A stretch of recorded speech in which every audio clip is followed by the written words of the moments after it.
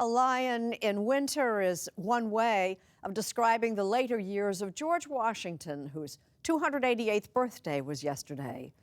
A marked contrast after the historic accomplishments that came before, as we hear now from our Chip Reid.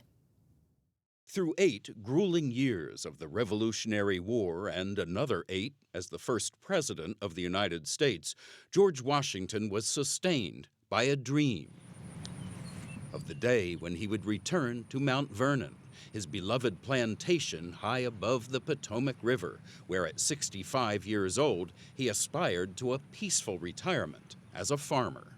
But that's not quite how it turned out. He got anything but a peaceful retirement. His retirement was filled with controversy, intrigue, and personal torment.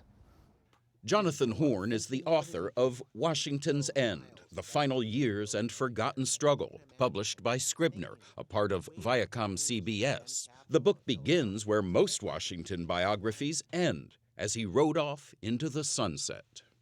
But at Mount Vernon, he quickly became restless. Horn compares him to a lion in a cage. He was waiting for news from the capital of Philadelphia, and here's where he'd be pacing back and forth. He could go for miles on this piazza.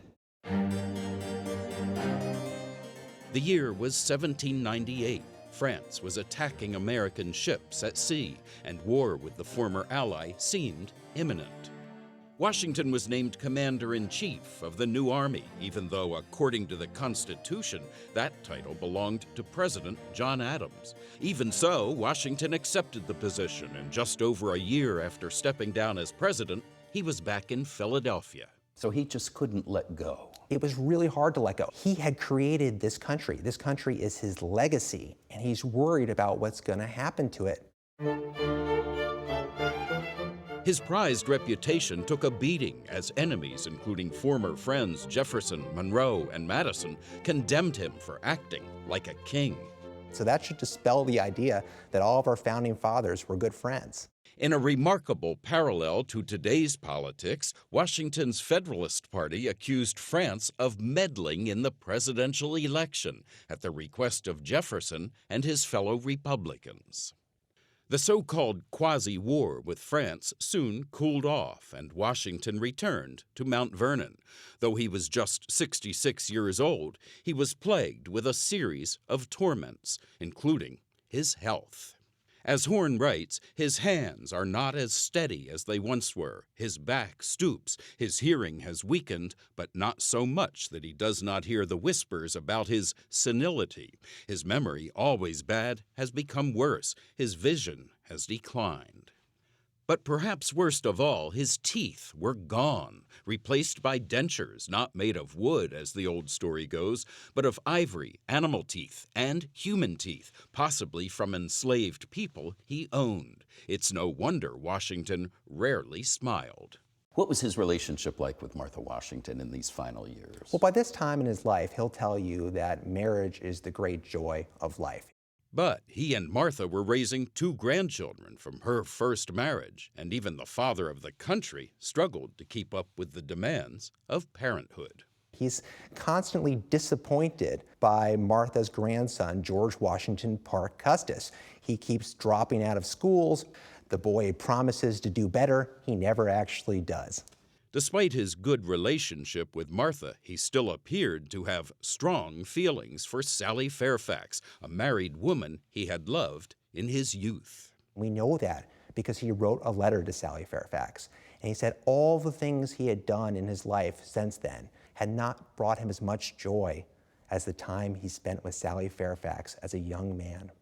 Other family secrets may be lost forever, because, tragically for historians, Martha burned almost all of their letters to protect their privacy.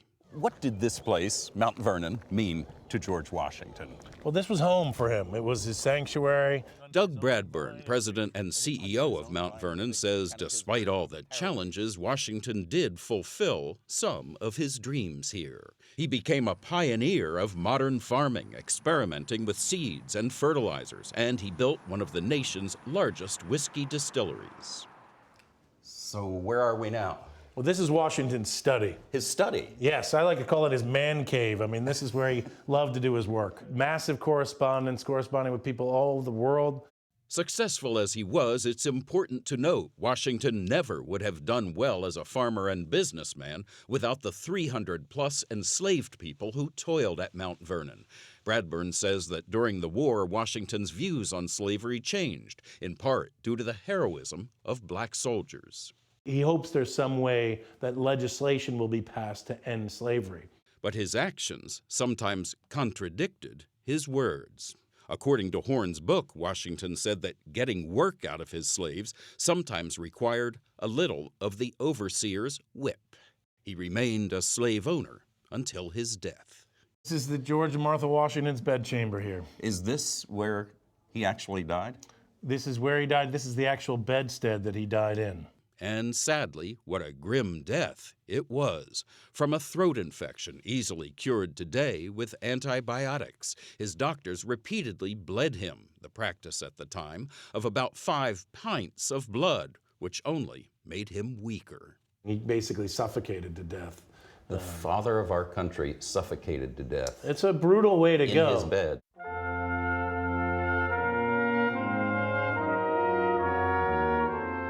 When death was near, he dressed in fine clothes, and surrounded by family, doctors, and slaves, his last words were simply, "'Tis well." George Washington was 67 years old. He went out in that sort of stoical fashion that he wanted to project, and he knew people would be telling this story for centuries, and so he wanted to do it in style. George Washington let go of life like he let go of political power, bravely and with one eye on history.